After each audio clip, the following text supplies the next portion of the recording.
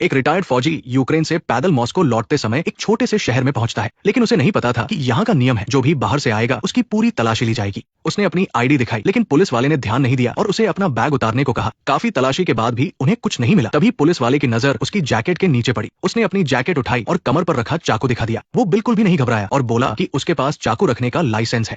Police वाले ने उसे चाकू निकालने को कहा। उसने वैसा ही किया और बेल्ट के साथ चाकू नीचे रख दिया। जब पुलिस वाले ने उसे बाहर निकाला तो वो एक बहुत ही तेज धार वाला नेपाली खुकरी चाकू था। फिर क्या था, दोनों पुलिस वालों ने बिना कुछ सोचे समझे उसे गिरफ्तार कर लिया और हथकड़ी पहना दी। उसे समझ नहीं आ रहा था कि ये क्या हो रहा है। जिंदगी में पहली बार उसके साथ ऐसा हुआ था। वो थोड़ा हैरान था, लेकिन उन पुलिस वालों को लगा कि वो जानबूझकर उन्हें गुस्सा दिला रहा है। आसपास किसी को न देखकर उन्होंने उस पर हाथ उठा दिया, लेकिन फौजी ने तुरंत अपना बचाव किया। इस तरह के धीमे हमले से उसे कोई फर्क नहीं पड़ने वाला था। मार खाने के बाद पुलिस वाला बौखला गया और बंदूक निकालकर उसे गाड़ी में बैठने को कहा। अब फौजी के पास कोई रास्ता नहीं था। वो देखना चाहता था कि ये लोग आखिर करना क्या चाहते हैं। गाड़ी में बैठते समय पुलिस वाले ने उसकी पीठ पर डंडा मार दिया, लेकिन उसे ऐसा लगा जैसे किसी लोहे की प्लेट पर डंडा मारा हो। अगर ये जंग का मैदान होता तो ये पुलिस वाला अब तक जिंदा नहीं बचता। उसे पुलिस स्टेशन लाया गया और उसका सारा सामान जब्त कर लिया गया। फिर उसे एक काल कोठरी में डाल दिया गया। इधर पुलिस कैप्टन को पता चला कि उसके आदमियों को पीटा गया है। अपने गुस्से वाले स्वभाव के कारण वो इसे बर्दाश्त नहीं कर पाया। कैप्टन लॉकअप में डंडा लेकर पहुंचा और आते ही उसने फौजी पर जोर से डंडा दे मारा। उसकी पुलिस पर हाथ उठाने की हिम्मत कैसे हुई, आज वो उसे सबक सिखाएगा कि दुनिया कितनी जालिम है। कैप्टन ने पूरी ताकत से उस पर हमला किया, लेकिन दोस्तों चिंता मत करो,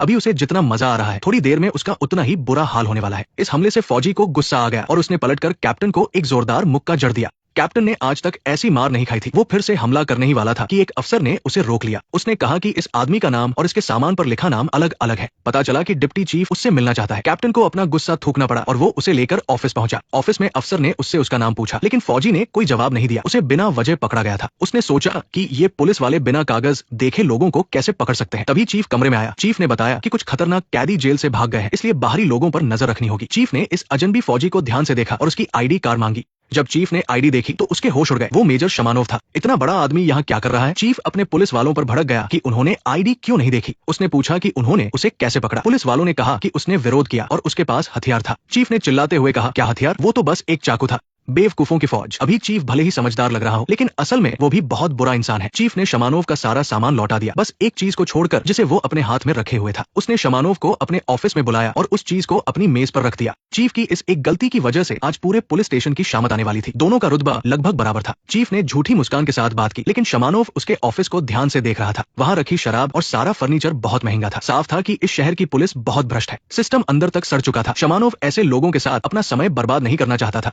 उसे लग रहा था कि इनसे बात करने से उसकी जुबान गंदी हो जाएगी। जब शमानोव वहां से चला गया तो चीफ गुस्से से पागल हो गया। इधर ऑफिस से बाहर निकलते ही शमानोव की नजर एक खूबसूरत लड़की पर पड़ी। दोनों की नजरें मिली और शायद शमानोव को उससे पहली नजर का प्यार हो गया। उस लड़की का नाम नासवा था, जो शहर के एक कैफे में काम करती थी।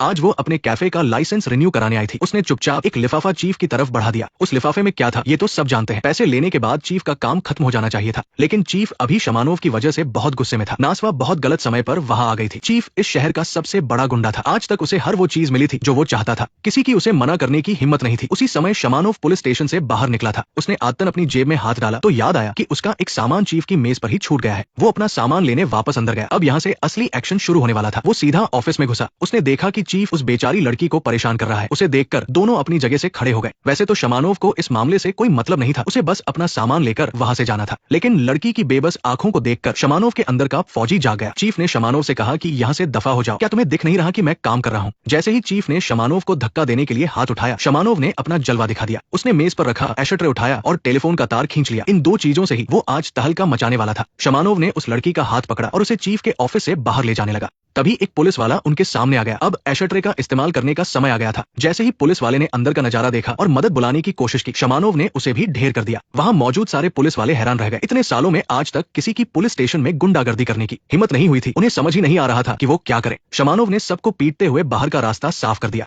लड़की को लेकर शमानोव पीछे के दरवाजे से बाहर निकलना चाहता था, लेकिन गलती से वो कैप्टन के कमरे में पहुंच गया। वहां उसे वही पुलिस वाले मिल गए जिन्होंने उसे परेशान किया था। अब तो इनकी खैर नहीं थी। पलक झपकते ही उसने सबको जमीन पर लिटा दिया। उसके लड़ने के तरीके से साफ पता चल रहा था कि वो कोई आम इंसान नहीं है। तभी दरवाजे पर एक और पुलिस वाला आ गया। कमरे का ये हाल देखकर उसका भी खून खौलने लगा। लेकिन उसका अंजाम भी बुरा ही हुआ। उसे लगा कि वो हीरो बनेगा, लेकिन शमानोव ने उसे भी पीट दिया। इसके बाद शमानोव आगे बढ़ने लगा। जो भी उसके सामने खड़ा होने की कोशिश करता वो उसे धूल चटा देता। अब उसका रास्ता एकदम साफ था। पीछे का दरवाजा खोलते ही उसका सामना डिप्टी चीफ से हुआ। शमानोव ने बिना कुछ सोचे उसे भी मार गिराया। रास्ते में जितने भी पुलिस वाले आए, शमानोव ने सबको एक एक घूंसे में ढेर कर दिया। किसी ने भी 3 वार से ज्यादा नहीं सहे। सच कहूं तो इस फौजी की ताकत बहुत ही खौफनाक है। पुलिस स्टेशन से बाहर आकर दोनों एक कोने में छिप गए। इस बार शमानोव ने बहुत बड़ा पंगा ले लिया था। अगर वो पकड़े गए तो बहुत बुरा होगा। नासवा ने उससे कहा कि तुम यहाँ से तुरंत भाग जाओ। उधर कैप्टन को होश आ गया था और उसने पूरी पुलिस फोर्स को उस फौजी के पीछे लगा दिया। शमानोव लड़की को भी अपने साथ ले जाना चाहता था, लेकिन नासवा को डर था कि उसकी वजह से शमानोव भी मारा जाएगा। उसने कहा कि वह कुछ दिन अपने गांव में छिप जाएगी। ये सुनकर शमानोव ने गाड़ी ढूंढी और शहर से बाहर निकलने की तैयारी कर ली। उसे एक मोटरसाइकिल मिल गई। वो तेज रफ्तार से शहर के बाहर जंगल की तरफ भागने लगा। कैप्टन भी गाड़ी लेकर उसके पीछे पीछे आ रहा था। दोनों के बीच पहले से ही दुश्मनी थी और अब तो ये मामला जान लेने पर आ गया था। कैप्टन ने अपनी बंदूक से लगातार कई गोलियां चलाई। भले ही शमानोव को गोली नहीं लगी, लेकिन इस तरफ भागना सही नहीं था। पास ही एक संकरा रास्ता देखकर वो अपनी मोटरसाइकिल लेकर उसमें घुस गया। अब वो इस पतले रास्ते पर ही कैप्टन से निपटने वाला था। आगे रास्ता बंद था तो उसने सीधे ढलान से छलांग लगा दी। इतनी ऊंचाई से भी वो एकदम सही सलामत नीचे पहुंच गया। कैप्टन भी उसके पीछे पीछे आ गया। उसे लगा कि अब शमानोव नहीं बच पाएगा। उसने अपनी पिस्तौल निकाल ली। उसने हवा में कई गोलियां चलाई, लेकिन एक भी गोली शमानोव को नहीं लगी। शमानोव एक बुलडोजर पर चढ़ गया। कैप्टन गोलियां भरने के लिए अपनी गाड़ी में घुसा, लेकिन इससे पहले कि वो कुछ कर पाता, बुलडोजर ने उसकी गाड़ी को पीछे धकेलना शुरू कर दिया। ये दोनों एक दूसरे के सामने कहीं टिकते ही नहीं थे। कैप्टन ने गाड़ी को रिवर्स गियर में डाला और वहां से भागने की कोशिश की। बुलडोजर से जैसे ही वो थोड़ा दूर गया, अचानक उस पर एक बड़ा सा पेड़